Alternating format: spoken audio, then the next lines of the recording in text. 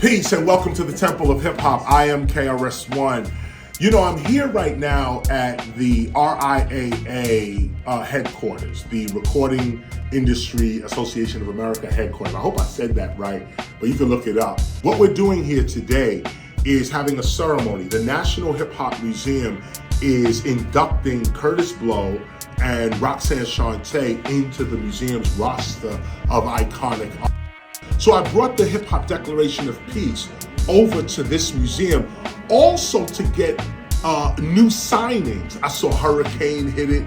I saw Sha Rock hit it, the document as well. It gets the plastic over it, it gets framed, and that's the end of it. Our lesson today is on communication. That's what we're gonna be talking about today, communication.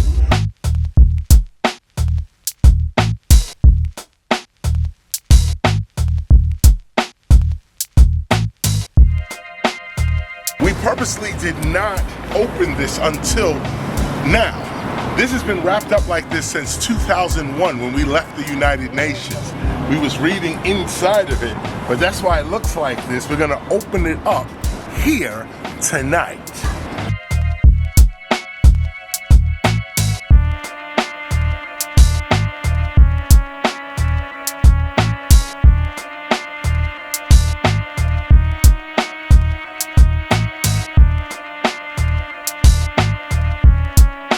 Document exemplifies, and us in this room as well, exemplifies hip-hop's unity.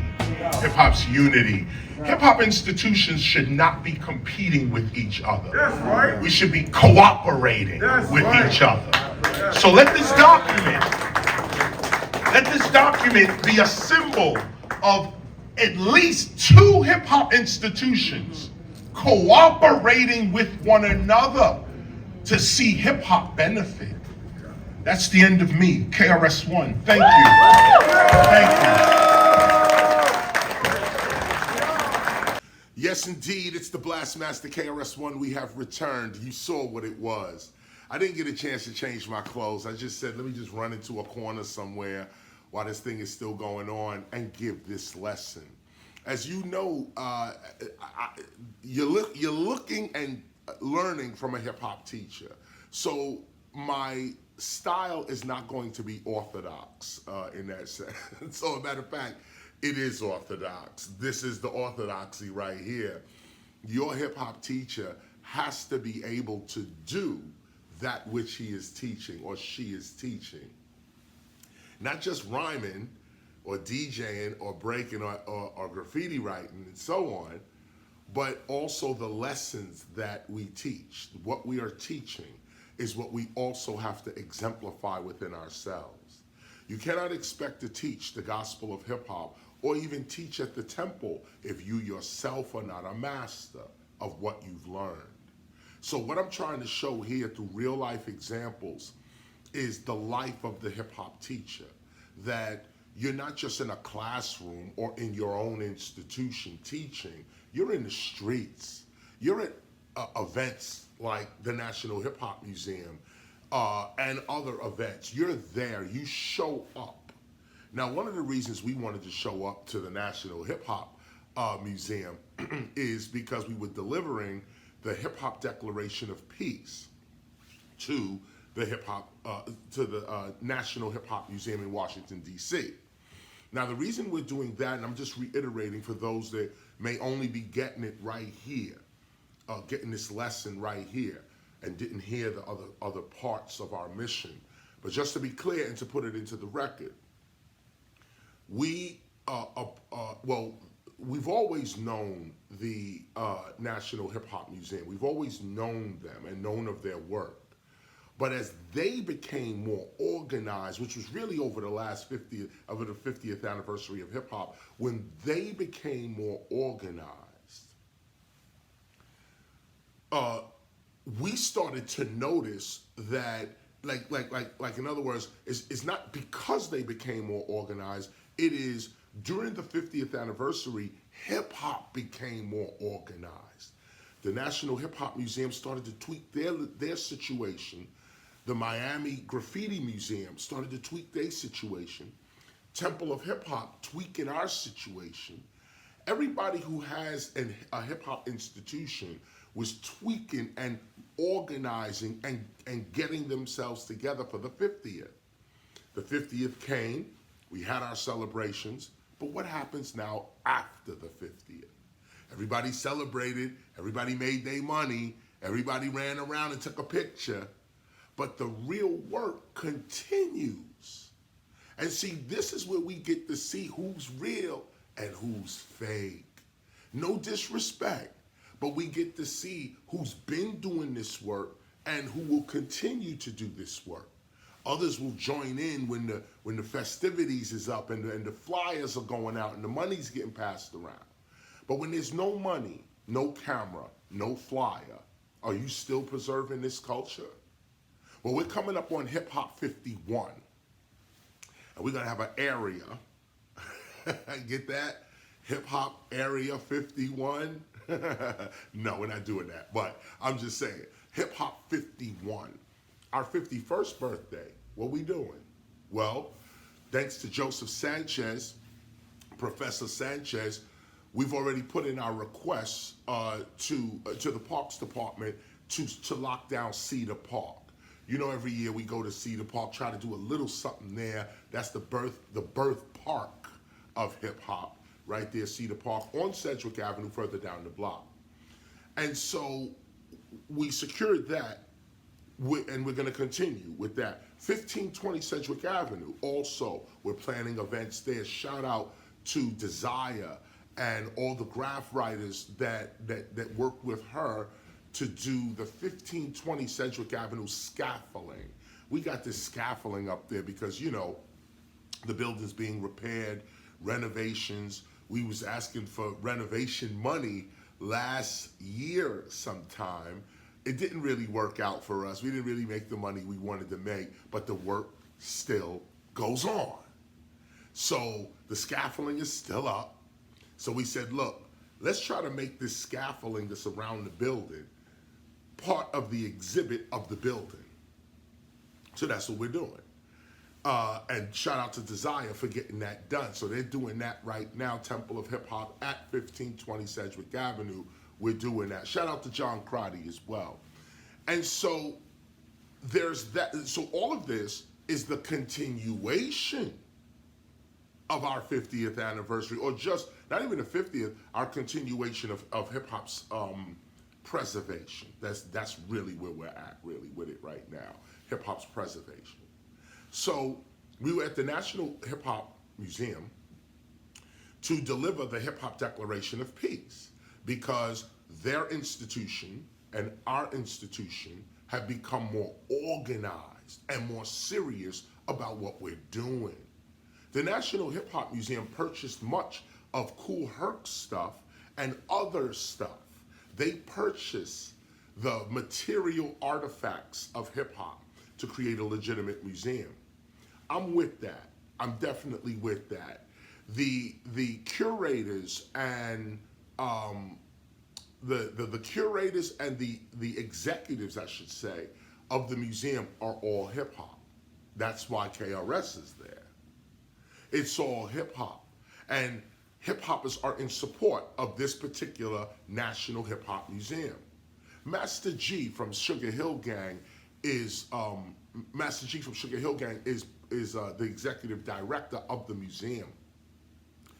Kaz is there. Melly Mel, others. I mean, I don't want to start name dropping, but everybody I know is messing with the National Hip Hop Museum and have a stake in it. Like, in other words, this thing blows up, they blow up with it. This is where our pioneers are really getting respected. This is where it's really going down. So we was at the Recording Institute Association of America last night, the RIAA. I hope I said that right. I don't really know their name like that. I should look it up, but I'm on the go. Next time you see me, I'll be more correct. But right now, while I'm just here at this place, this is what it is. RIAA, they the ones that give out the plaques, the gold and platinum plaques. They gave me, I think, a platinum plaque or a gold plaque or some kind of special award for 4 of my albums. It was a great award, a nice award. I sent it back with Desire and Joseph Sanchez back to the Temple of Hip Hop. We left the original Hip Hop Declaration of Peace document on the we left the original Hip Hop Declaration of Peace document with the National Hip Hop Museum. And I was trying to think of where they was going to put it, and so they don't even know where they're going to do with it. But they are the preservers of these material items, so we lent the document to them. We're going to get more signatures on it. Master G signed it last night. Others signed it last night. And now we're going to frame it. And it'll go up, probably stay with the National Hip Hop Museum on loan, but it'll probably stay with them. And a story is being told. I'm going to also deliver to them some of the film footage that went with the entire event. So they could chop up a film, they could put that with it, and this is what it is. Now, having said that, this is two organizations, the National Hip Hop Museum and the Temple of Hip Hop, coming together to support each other. So the Temple of Hip Hop deals with hip hop's intangibles, its non-material existence. That's why we are the teachers of the culture. We teach the culture. We pass on and preserve the heritage, the traditions, the techniques, the folklore and legend, a lot of the stories of hip hop. All of the intangibles, they go to the Temple of Hip Hop. The tangibles, the material stuff, goes to the National Hip Hop Museum. Do you see the level of organization? The National Hip Hop Museum tells its audience, if you want to learn hip hop for real, go to the Temple of Hip Hop. Its staff is going to be trained by the Temple of Hip Hop. On the other side, the Temple of Hip Hop says, if you really want to see a hip hop museum and see the artifacts of real hip hop, of hip hop's real culture, go to the National Hip Hop Museum in Washington, D.C. Now, we may actually have the National Hip Hop Museum erect somewhere in the Bronx. We've been thinking about this. We may actually partner up and erect one in the Bronx, erect one somewhere in Manhattan, and really get it popping. The Temple of Hip Hop may actually have a pop-up or even a permanent room for the National Hip Hop Museum within the Temple of Hip Hop. And I say that reluctantly because that's not our work, but we can help the museum out, the National Hip Hop Museum, by giving it presence in New York, New Jersey area. Just some of the ideas of how two institutions can work together. What's the point? We should not be competing with each other. We should be cooperating with each other. This idea of having one institution by itself that doesn't serve the community is fraud. That's not a hip hop institution. We're not standing alone by ourselves trying to collect money from a gullible tourist crowd.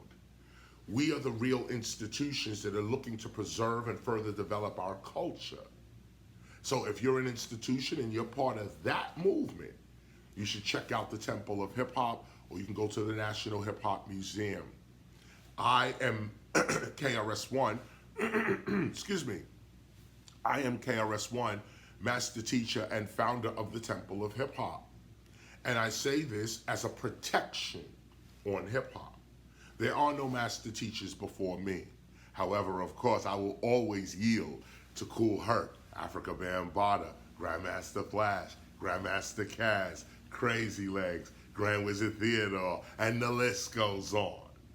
Those are the true cultural teachers. They showed us what hip hop was and is. I learned from them and became master teacher. They call me master teacher. And what an honor to have Herc and Bam and Flash and others call you master teacher of a culture. That's big for me, not on an ego level, but on a responsibility level, which is our next lesson after this one. Today we're talking about communication. And communication is so important in this way. You know, moving on now, communication is important in this way because what you communicate is the reputation of your culture. Everything you do, say, are, whatever it is, you are communicating a message about yourself and about your culture to the future. About yourself and about your culture to the future.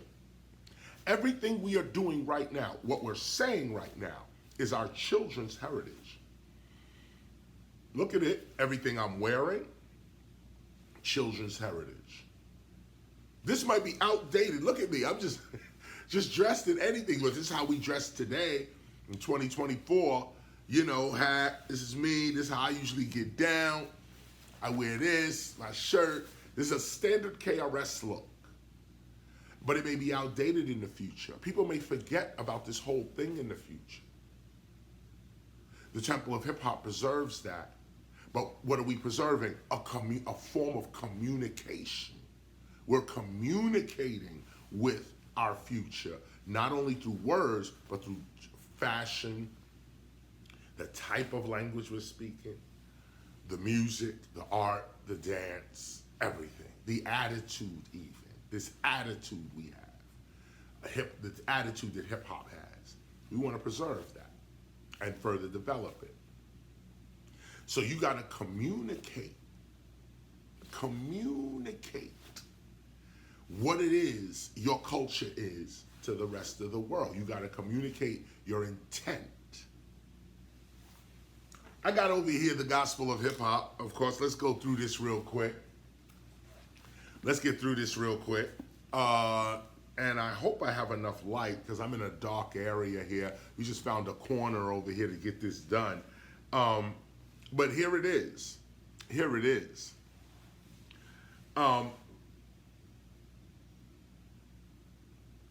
Yeah, wait a minute. Here we go. I'm on page 179 of the Gospel of Hip Hop.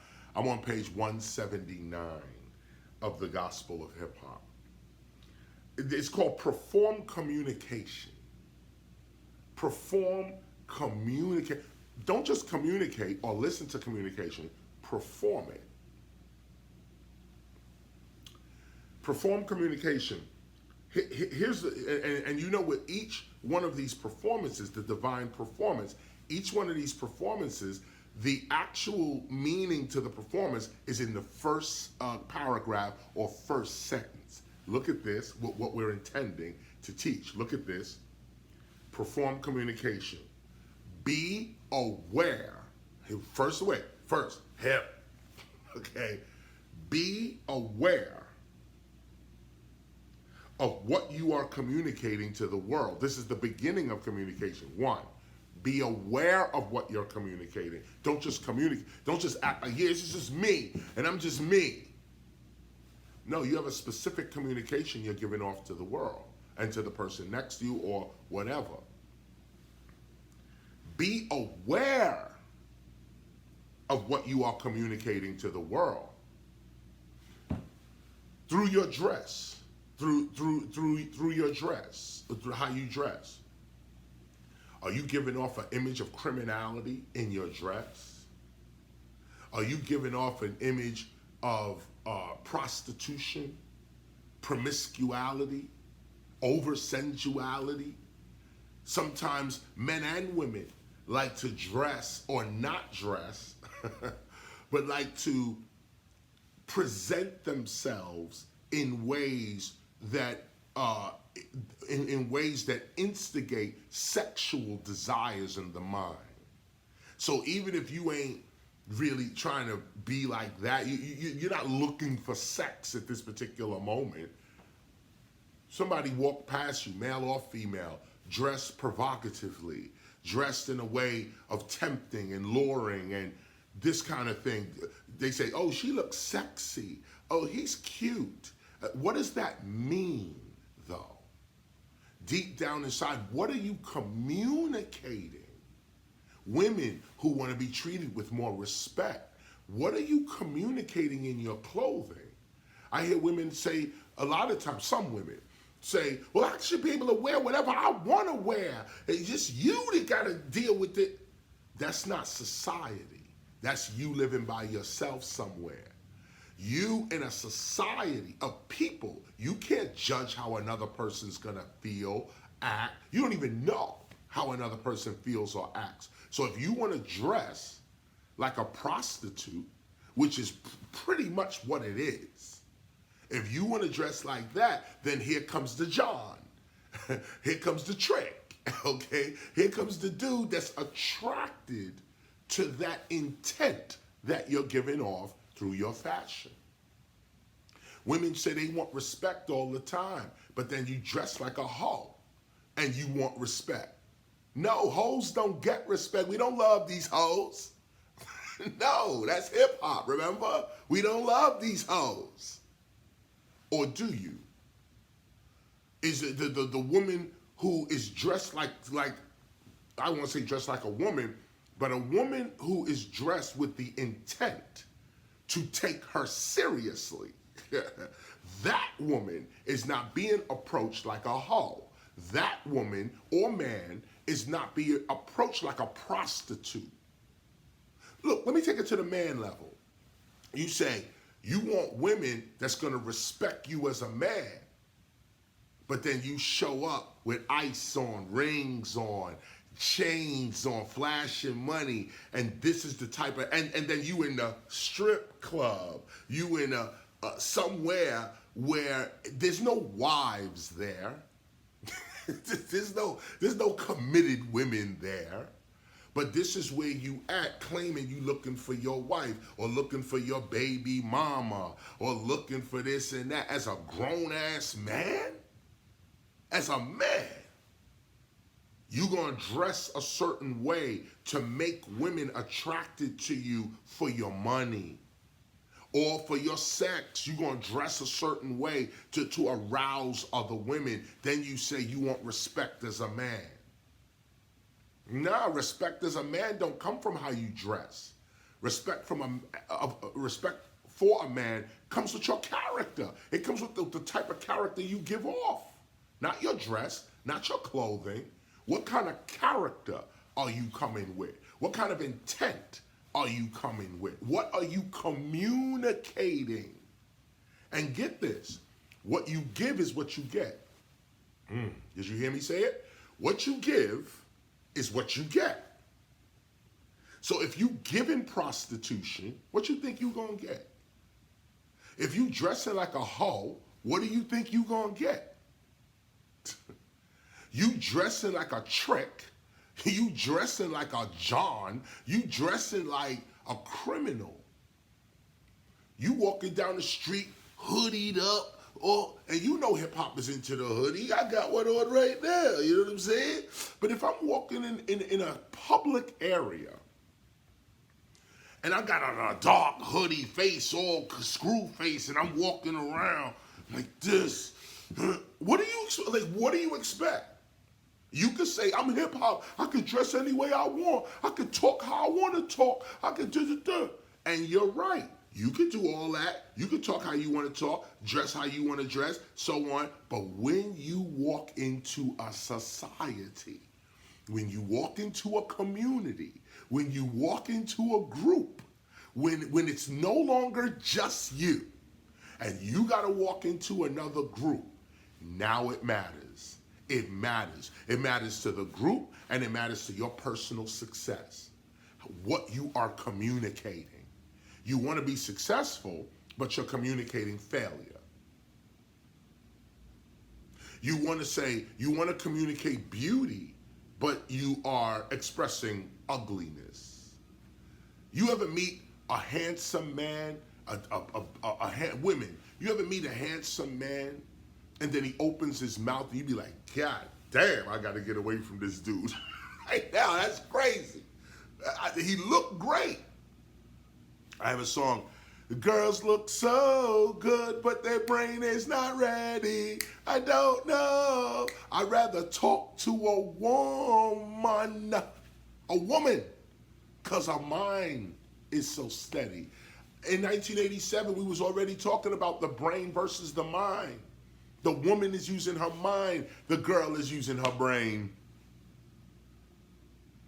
And so, what are you communicating? What exactly are you communicating, male or female? What are you communicating to the public? It's what you're going to get back. It's what you telling the world you are. I am a teacher and others are kings. So I dress like a hip hop teacher. This is what he looks like. This is what he looks like. Part of what he looks like. Okay, I'm a little ragged right now. I'm doing shows and running around with these people. But no, this is part of the look. This is it. I mean, get no better than this. This is it right here. This is the basic look, hip hop teacher. So we're standing on this, standing on a hip hop teacher. And my intent is to teach. My intent is to uplift my community. My intent is to further develop hip hop's culture. That's my true and honest intent. So this is my knee-jerk reaction. You slap me, my reaction is going to be cultural. You give me something, my reaction is cultural. My first knee-jerk reaction, my communication back to you is going to be cultural, and it's going to be hip-hop. Now, I've developed this over many years, the attitude of hip-hop and that attitude as a reflex. Like, I'm not hip-hop when I show up to you. I'm hip-hop all the time.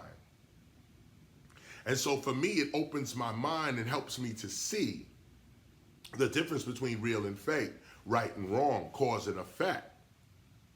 And if you don't know the difference between cause and effect, or real and fake, or even right and wrong, you can't be successful at life. That's why 90% of the people out here are not. We complain about the 1%. Oh, the 1% owns everything, and 99% don't have nothing. Well, the next question is, why? Why? Is it all the 1%'s fault that they own everything and got control of the whole planet? Is it their fault that you don't want to wake up and be the king, the queen, the teacher, the doctor, the lawyer, the architect, the engineer? You don't want to be that. You got skills in you, but you don't want to manifest them. Why? Because somebody told you to go get a job? Because somebody told you you're supposed to go to college to be smart? Because somebody told you what? Well, this is what we're talking about today. What are you communicating to your public? What are you communicating to the world, to the universe? If you perceive in God, what are you showing God? What are you showing God? What are you telling God? What are you telling the ancestors? What are you telling the public? Houdini had a record out. Shout out to Houdini. I'm a hoe. You know I'm a hoe. I got 3 different girls after every show, 'cause I'm a hoe. You know I'm a hoe. And they just admitted it. Scholar Rock had them all. What? He is the super hoe. There's a place for that. But check out where the place is. These is hoes. They admit it themselves, and they accept the title. But is that you? The question is that you, though? Because that life is a hard life, too. Trying to juggle between 2 and 3 guys at one time, 2 or 3 women at one time. That's a struggle life. That life don't lead to nowhere. I can tell you straight up. My best friends went through that, okay? You live, you learn. Hopefully you can learn something here that prevents you from having to go through the hardship of gaining that knowledge personally for yourself. You don't want to be a hoe. You don't even really want to be a pimp either.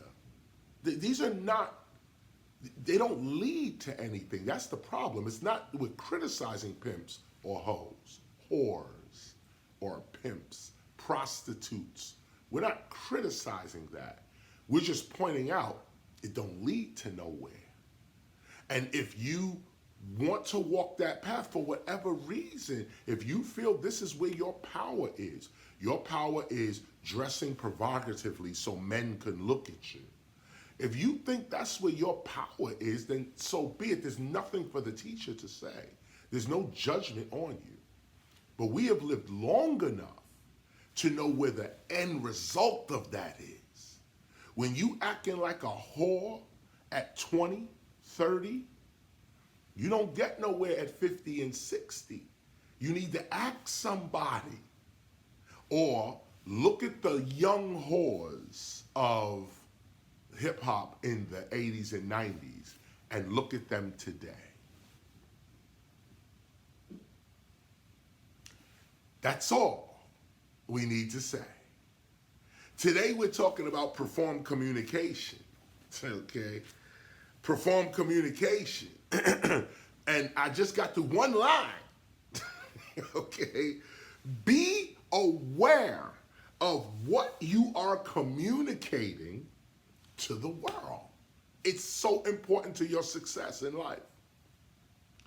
Do not just talk for the sake of talking. Be mindful of every word, thought, and action that you may communicate to others. Instead of speaking out of idleness, perform silence. Most events, good or evil, begin with the thoughts and then the words. It begins with thoughts and then words and then actions. You see it? Most events, good and or evil, begin with thought and then word and then action. TWA. Thought, words, and actions. The attuned hip hopper creates a productive life, creates a productive life arena through the thoughts and words she chooses to express. Every thought and spoken idea creates an awareness around the hip hopper. The awareness attracts the people, places, and things that help to openly manifest the intentions of that hip hopper's heart. Let me say that again. The awareness attracts people. Attracts the people. See this, be hip to what you are communicating. What is hip? Awareness. Be aware, okay? And I'm trying to show you this. Attuned hip hoppers speak of good things so that good things, wait a minute, I'm sorry.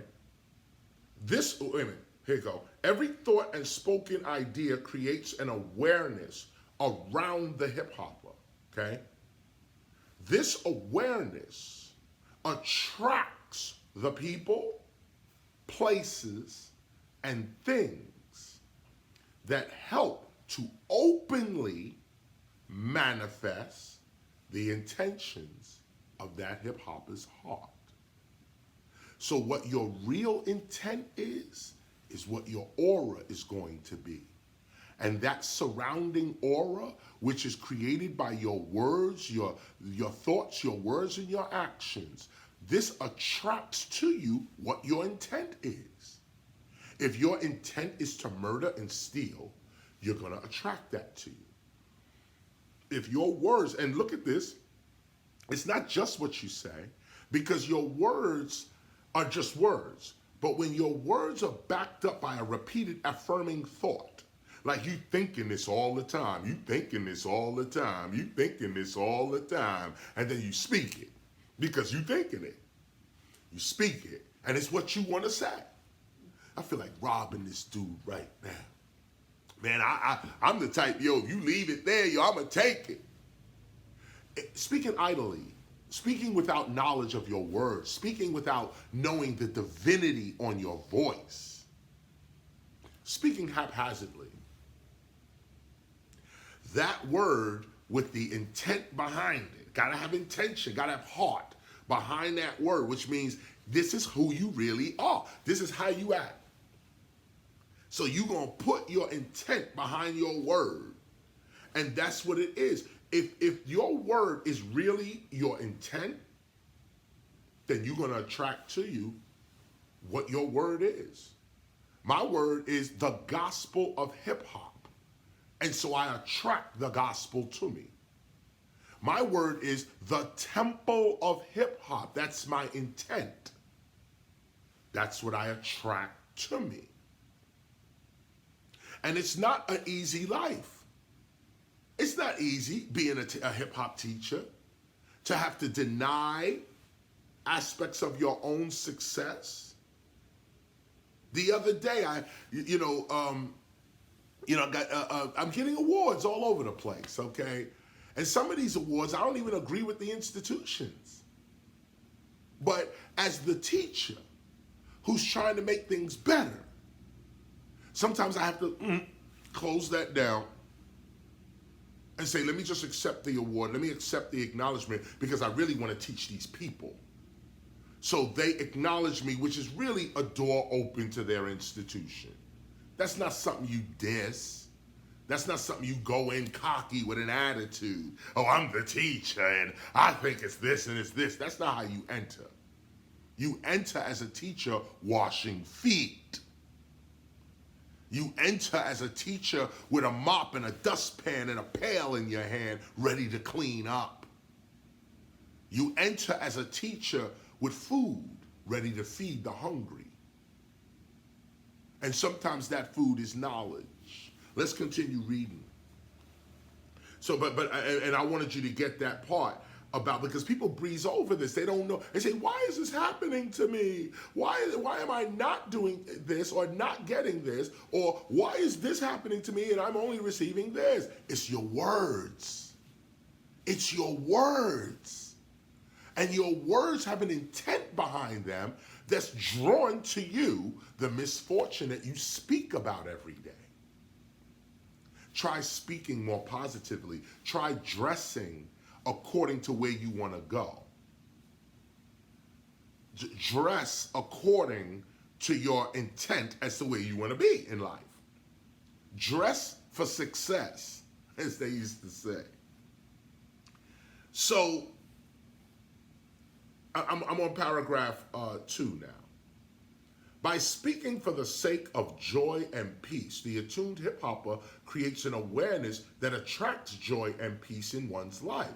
Attuned hip-hoppers speak of good things so that good things may enter in their lives and in the lives of others. Notice that? We speak good things so good things can enter our lives and the lives of others, not just our lives. Do not label your work ready to die. Shout out to Biggie. Unless you're ready to die. Do not claim to be criminal-minded, shout out to Scott LaRock, unless you are prepared for the results of criminal activity.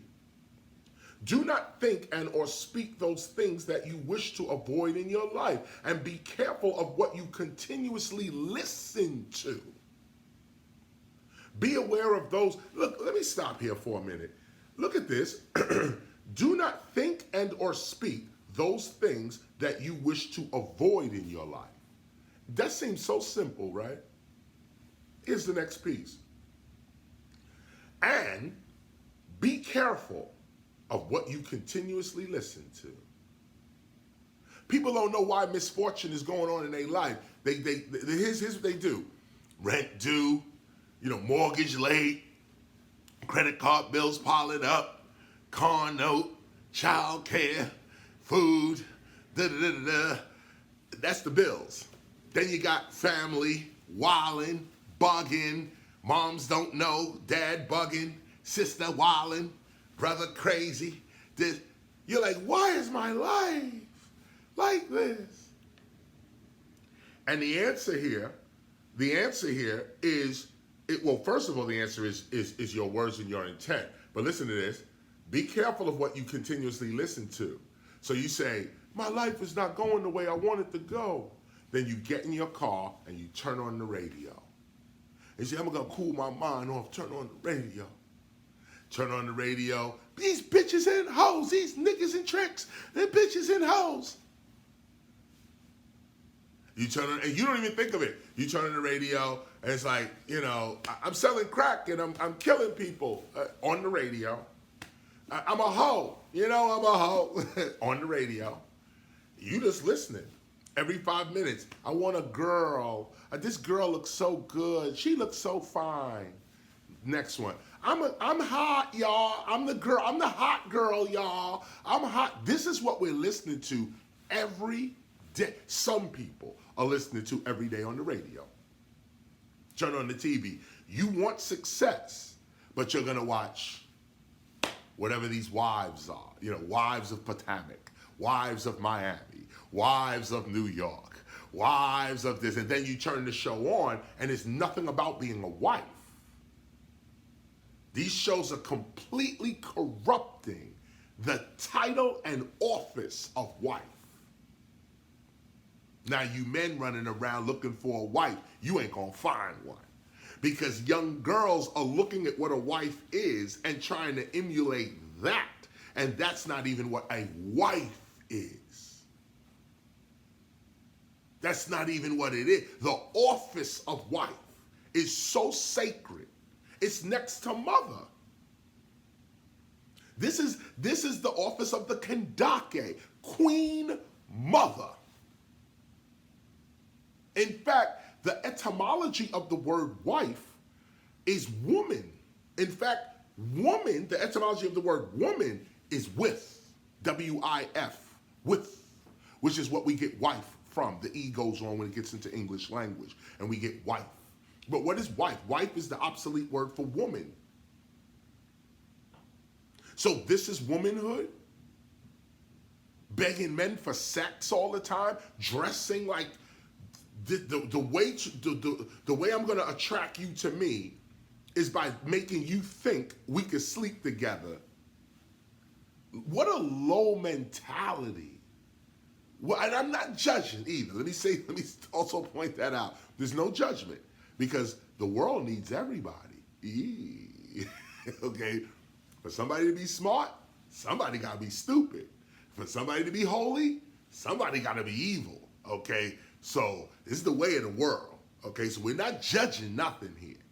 We are making real observations about the direction your life needs to go in. If you listening to this call right here, you ain't no hoe. You listening to this call right here, you ain't no trick.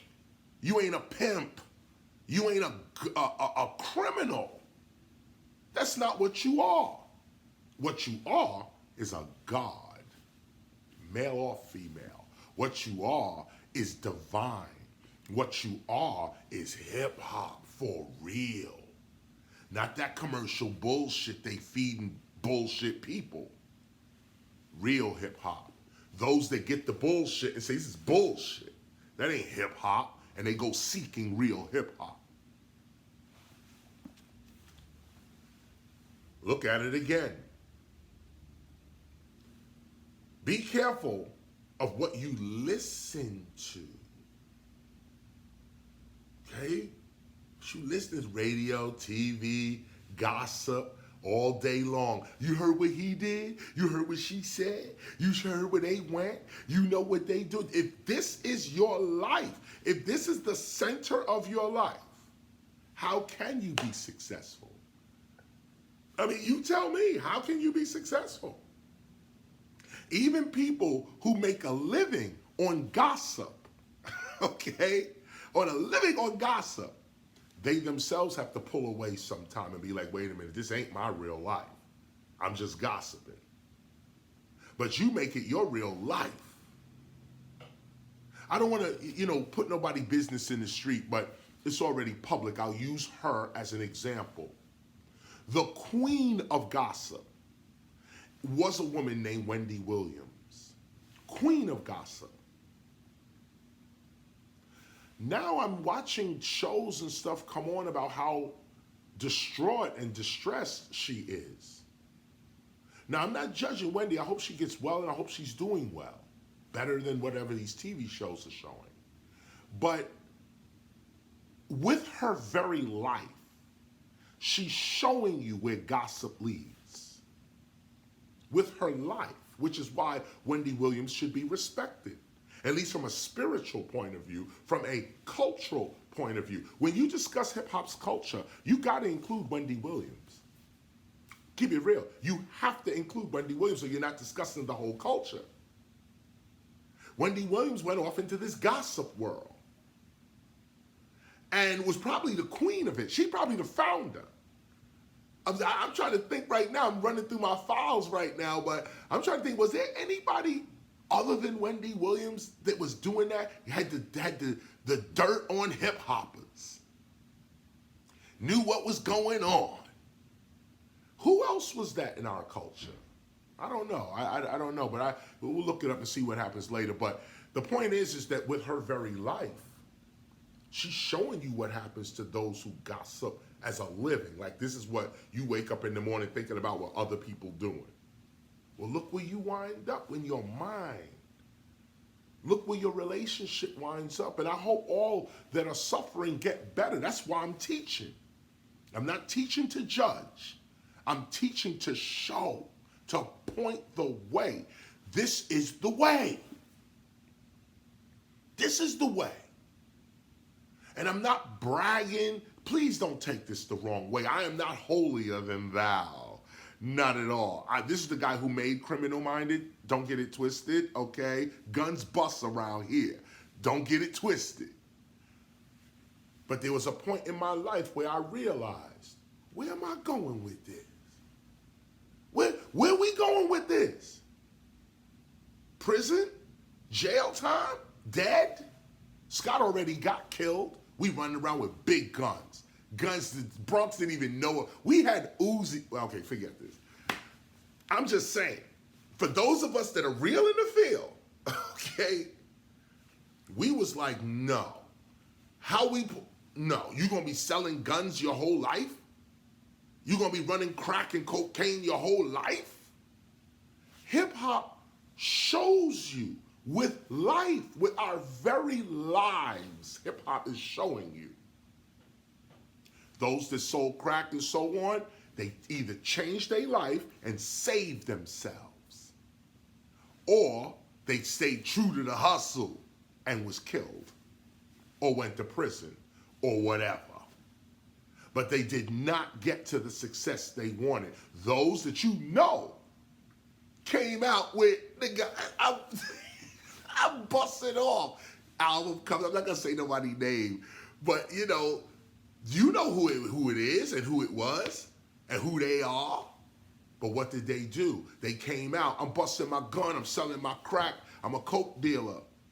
Then they got their money, got a little fame, and then they said, wait a minute, I was bugging y'all. Oh, that shit wasn't true, y'all. Here's the real me, y'all. And I'm this now. And you could see a lot of our artists saving themselves, not contradicting, not being real with the streets. Nah, the streets is about learning too. Real gangsters learn. So you see the real gangsters in hip hop taking their little criminal shit from the street into Hollywood, into movies, into politics, into the universities, okay? We take it because we transform. It's not about starting out criminal. Everybody starts out criminal because we all stolen property here in the United States. I ain't gonna get into colonialism, imperialism, and capitalism. However, we all start off as criminals. The Christians have a saying to say, we all sinners, all fall short of the glory of God. So if you start there, okay, we all messed up. Everybody messed up. But you don't stay there. Upon that revelation, you try to get better. You try to get better, man. You try to get better. So I'm looking at my time here. Let me keep going. I'm gonna read 3 again. This last part. Do not label your work ready to, this is 2, the end of 2. Do not label your work ready to die unless you are ready to die. Do not claim to be criminal-minded unless you are prepared for the results of criminal activity. Do not think and or speak those things that you wish to avoid in your life. And be careful of what you continuously listen to. This is it. This is it. This is the key right here. Let's continue. Be aware of those who speak with bad intentions and perversion as the main subject of their conversation. This is another one. Stay away from that. All that gossiping and shit, stay away from that. You know, people always seeking to diss somebody else, always telling you something about somebody else.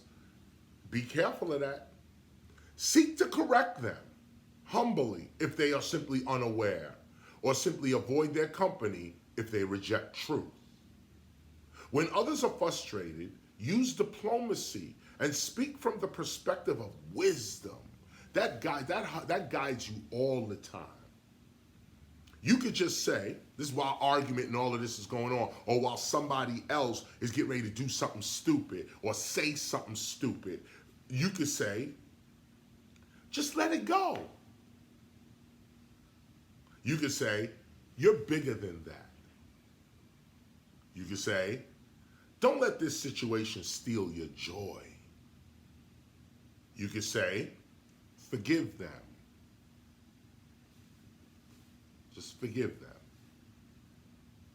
You could also say, God has bigger plans for you. Are they really worth it?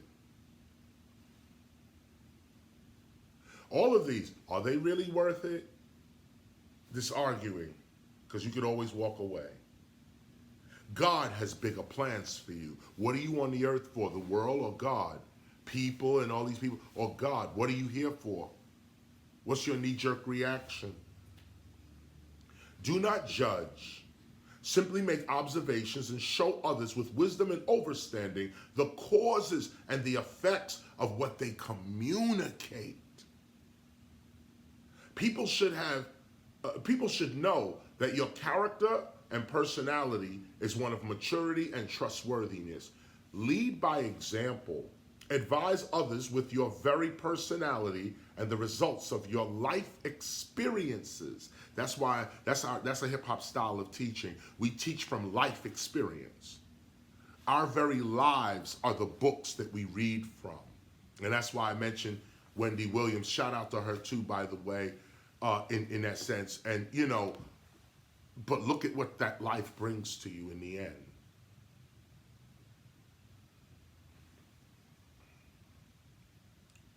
People should know that your character and personality is one of maturity and trustworthiness. Lead by example. Advise others with your very personality and the results of your life experiences. Do not linger around those whose conversation carries impurity and scandal. Seek the companionship of those who you study and pray with. Those are your friends. Those you study and pray with. Know this, communication is not just speech. Hip-hoppers communicate through writing, drawing, fashion, personal character, dancing, rapping, eating, etc. For when the attuned hip-hopper finally acknowledges the truth that God is present, that hip-hopper's character changes. You get it? When you realize that God is present, your character changes. And when that hip-hopper's character is one of righteousness, others are disciplined and inspired not only by that hip-hopper's words, but also by that hip-hopper's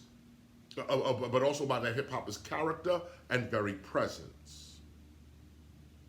For there is certain things that people just cannot do in the presence of holiness. For their very character, and for the very character of the attuned hip-hopper, disciplines, teaches, and inspires those who surround her or him. Attuned hip-hoppers care more about the totality of what is being transmitted or passed on to others than about the way in which one actually speaks. While others communicate hatred, we communicate love. While others communicate anger, we communicate joy. Not by speaking it, but by being it. This is a communication. Being is a communication. Even in fierce argument, we must practice and strengthen our spiritual reflexes. We must train ourselves to never enter into the insanity of anger, bitterness, and or hatred while arguing. We must perform our communication, not just communicate. For example, we should never argue in front of our children or in front of children. That's a discipline, because when you're angry and you just yelling, you don't see the kids standing right there, taking in your communication, learning how to be an adult.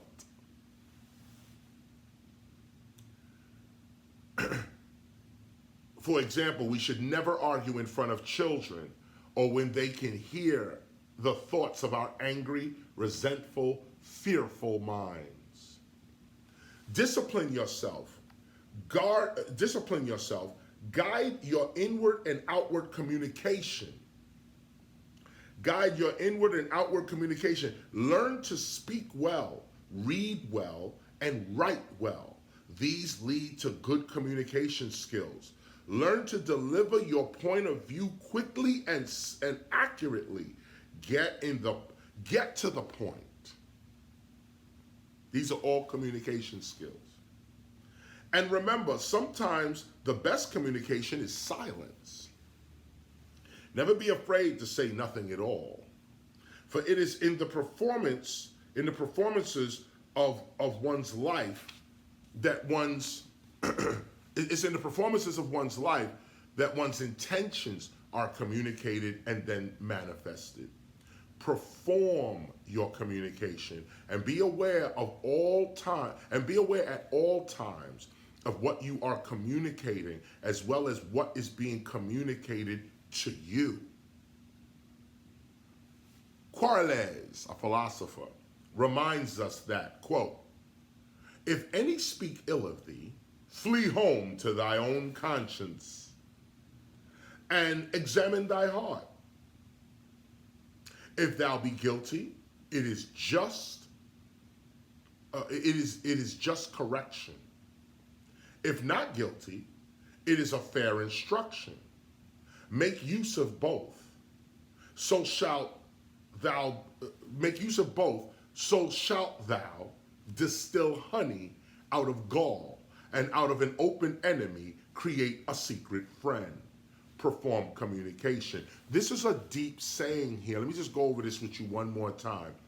This is a deep saying here, and it helps in life. It helped me in life. Look at it. If any speak ill of thee, okay, KRS ain't shit, or better yet, more accurately, yo, Chris was wrong about this, or wrong about that. If any speak ill of thee, flee home to thy own conscience. That means if somebody says, you doing something wrong, go into your own conscience. Am I really doing this wrong? Like, question yourself first. Don't just brush somebody off. Oh, I don't care what you think. I don't care what you... Nah, that's not how we doing this. If somebody speaks ill of you, first let's see if they right. First, let's see if you're right. Fly home to your own conscience, the seat of right and wrong, okay? And examine your heart. If somebody speaks ill of you, examine your heart. Is this what I look like? Is this what it really is? If you are guilty of what they're saying, okay, here's the next line. If you're guilty of what they're saying, it is just correction. It says it is just correction. It is justified correction, or it is just correction. Somebody say, yo, you doing this wrong. You should want to be right. So if somebody says you're doing it wrong, the emotion don't come up. Why are you saying I'm doing it wrong? No, you're doing this wrong. You should say, am I? Am I really doing this wrong? What is the right then? What is the right? Because I just want to be right. So I don't care whether I'm right or wrong. I want to be right. Am I doing this wrong? Yeah, you're doing it wrong. Okay, let's get right. So it's like if somebody speaks ill of you, they're not really speaking ill of you. They're really showing you something that you need to do for yourself. And it's actually a good thing to be criticized. Because if the criticism is true, you get a chance to change your ways. You get a chance to rise. And get this, when you rise to the new person, everybody forgets the old person you was.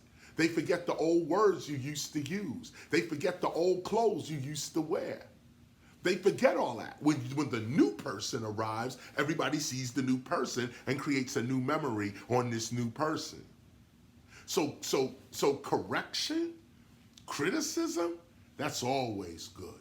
That's always good. Especially if it's accurate. Now here's the other side. If not guilty, if somebody says, you doing this wrong, and they're wrong, okay, it is a fair instruction then. They're just saying, I think you're doing this wrong. You should do it this way.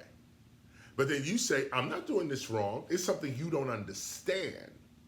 However, what you're saying to me is a good instruction. I'll take it as instruction. When I need it, I'll use it. But right now, I'm doing the right thing. I'm sure that I'm doing the right thing. And you better be sure too. Okay? Because your life is on the line.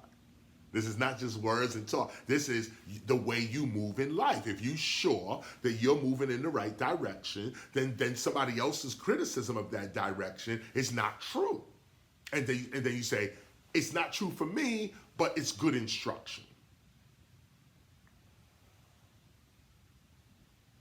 If not guilty, it is fair instruction.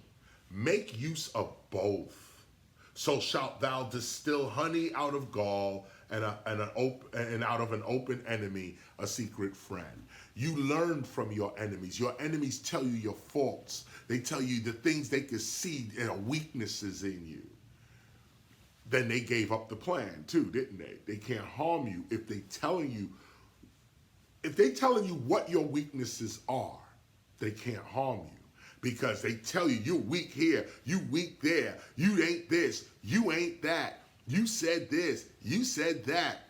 If they're real, if they're right, then all you got to do is correct yourself, and that's it. The argument's over.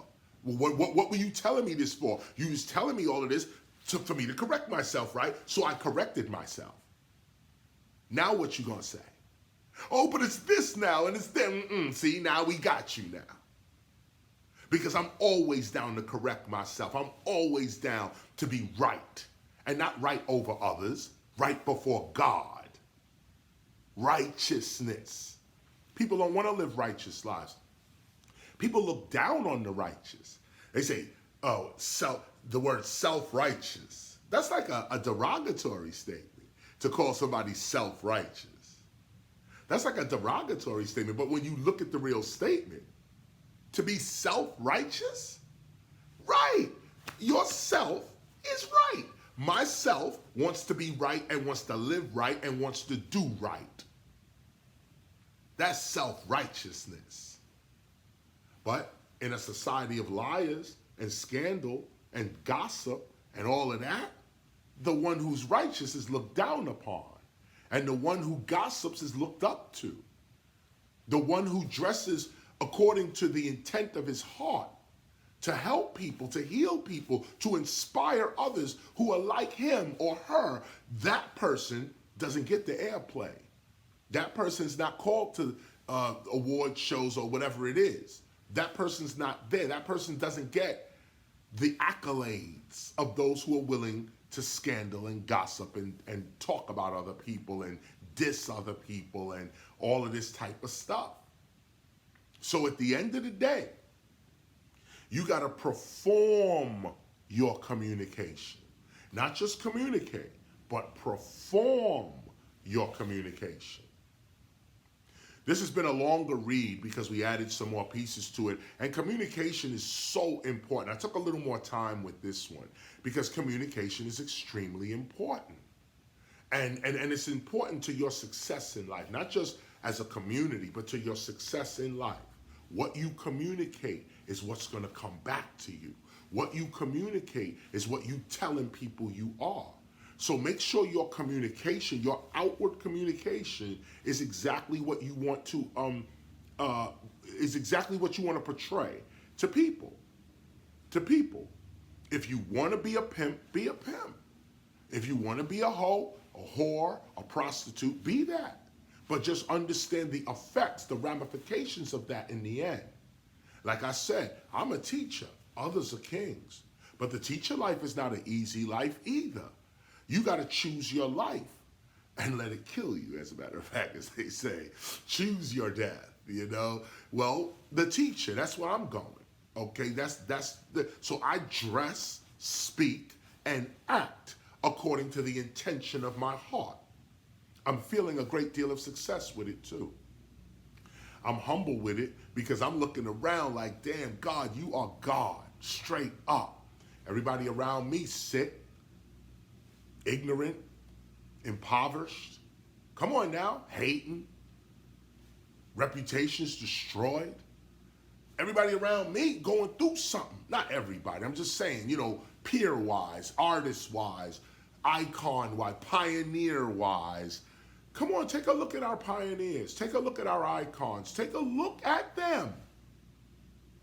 There's only a few of us standing firm, standing strong. Only a few of us. And you see who that few is. Most of them was at the National Hip Hop Museum. Most of them was at the National Hip Hop Museum. You saw them. These are not my words. This is what happened. This is a fact. Roxanne Shante is queen. She moving today. Radio show popping. Money coming. Fame, respect. That's Roxanne Shante. Ain't nobody speaking past her. Her word is final. There's Master G there. Matter of fact, before I get to the men, at the national, at this national hip hop, well, actually at this RIAA headquarters, we had Sha Rock, Queen Lisa Lee, Roxanne Shante. These are the queens. These are the real queens of this culture. Right here. But they're at the National Hip Hop Museum being honored, getting money. Come on now. This is how we're supposed to be treating our icons. This is how we're supposed to be treating our pioneers. Not downloading their images off the internet and putting it up on a wall and giving them nothing for it and then saying this is a hip hop museum. No, it's not. And in fact, it's not.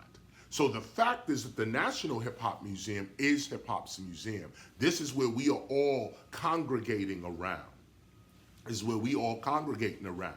And let me also bring the race to it too. Okay, let me bring the race to it as well. The owner of the museum itself, the founder, I should say, of the museum itself, is a dude named Jeremy. Last time I checked, he was white. Last time I checked, Jeremy was white. But as hip hop, there is no race.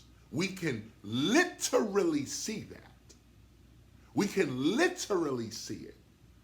Because when I met Jeremy, of course he got dissed at the beginning. And not dissed, but you know, you another museum trying to do something. Who cares? We're the temple of hip hop, okay?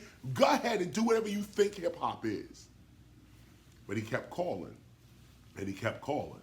And he heard my word. He was a student of KRS-One, Jeremy. He heard what I said.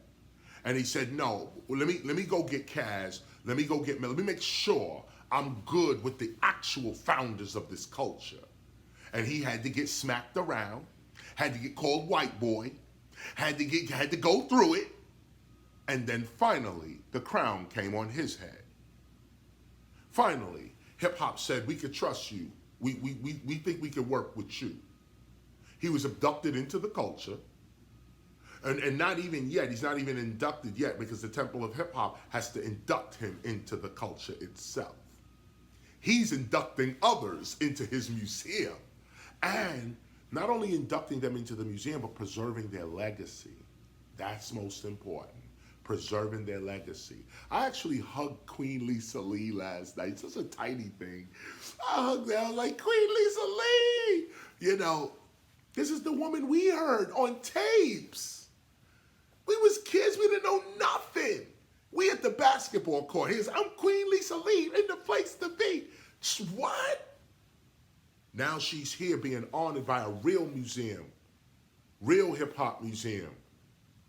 All the women, the queens are there being honored by real men who's honoring their queens. Honoring, like, yo, we coming under you right now. We're not on top. We're not beside. We're not behind. We're not in front. We are under. We are acknowledging your royalty here today. And all of us bend the knee. Everybody. And that's what went down at the National Hip Hop Museum. When your time came up to be honored, all knees were bent. Everybody said, no, this is what it is. And that's the consensus. That's the consent. That's the culture. That's the culture. When we all agree on something, and then we say we're going to stand on this agreement, and we're going to judge ourselves by the agreement we all made. Well, that was the Hip Hop Declaration of Peace. You know the story. May 16, 2001, we went to the United Nations headquarters and announced the Hip Hop Declaration of Peace. It was, it is the only document ever created that declares hip hop an international culture for peace and prosperity. It's the only document ever made that did that, and has other documents behind it, like U.S. State Senate resolutions, New York City resolutions, Bronx Borough President resolutions, and specifically Bronx, New York, and the United States. This is what we needed. Now we have, of course, Atlanta, Texas, Cali. We got all types of proclamations from all of the major urban areas in the United States. But that's the point. We delivered the Hip Hop Declaration of Peace to the National Hip Hop Museum for that purpose. Preserve that legacy as well, and advertise and broadcast it as well. That's going to conclude our read today. And you know what? I'm here with Simone as well. Let me get that. What was the name of that you was showing me when I was talking about the RIAA? I just want to put their official name. Just say it, whatever it is. I want to put their official name on into our record. Okay, it's Recording Industry Association of America. Okay, the Recording Industry Association of America. Yes. Recording Industry Association of America. Okay, let's just get that right. A Recording Industry Association of America, RIAA. These are the people who give their plaques to give awards to gold, platinum, and diamond selling, million selling artists. They're changing, not even changing, they're developing based on the conversation I had with Jeremy. Jeremy took the conversation to them. And the conversation is, why are you only, not why are you only, but we need to go beyond just awarding record sales. People like Master G never received an award, a sales award, by the way, for Rapper's Delight, because the books were not kept, the records were not kept correctly. So there's no way for the RIAA to certify Rapper's Delight as a gold record. Imagine that, or a platinum record. Imagine that. Rapper's Delight never got a platinum plaque. We got to change that. Master G accepted a personal plaque from RIAA commemorating what he did. Now, we got to get one for the whole Sugar Hill Gang. But what he did, Master G is the surviving member of the Sugar Hill Gang, the one who is talking and walking and moving. Okay? He's repping the whole crew. They gave him his flowers yesterday, actually today. I knew it was going to happen yesterday. They gave him his flowers today, as you just, well, I don't know if we showed it or whatever, but this is the point, is that hip-hop is united. Hip-hop is moving forward. Hip-hop's institutions are working together. That's my point. And the real pioneers of this culture are getting what they're supposed to get, and will get it forever. So Hip Hop Appreciation Week is May 13th to the 19th, 2024. Every third week in May, we get together like this, Hip Hop Appreciation Week. May 13th to the 19th, May 19th, 2024. Our theme this year is graffiti art. And we look like we're going to be celebrating on both coasts. And I say look like because we're doing the planning for it now. So this is what it is.